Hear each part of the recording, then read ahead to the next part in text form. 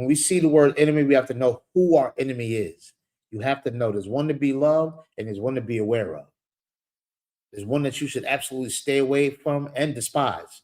And then there's one that you're going to have to love them. You have to work with them. You have to be patient with them. Have some forbearance with them. You understand? You're going to have to show some charity, edify them, pick them up, make them better. You're going to have to deal with them. I got some friends in my life that they won't even let me quit on myself. Shit, they love me more than I love me. You understand?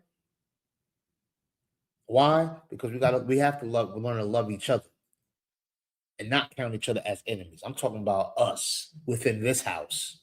When I say within this house, I'm talking about the lost 12 tribes of Israel, so-called Black, Latino, and Native Americans. We have to learn to love each other because we already know China love each other. They got a whole Chinatown.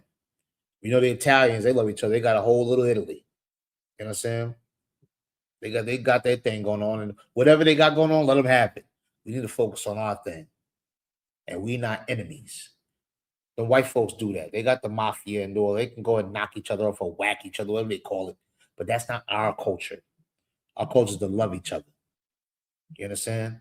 This is why we can throw block parties and cookouts and barbecues, and we do the electric slide and the Tootsie Roll and all this other stuff. Well, let's say after the water dance and all. We got all types of dances together.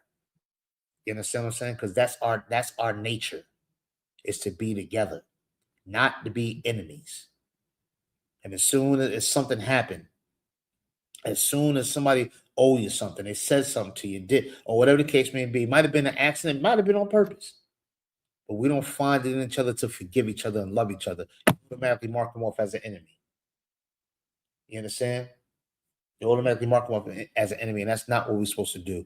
Let's go to 1 Thessalonians chapter 3.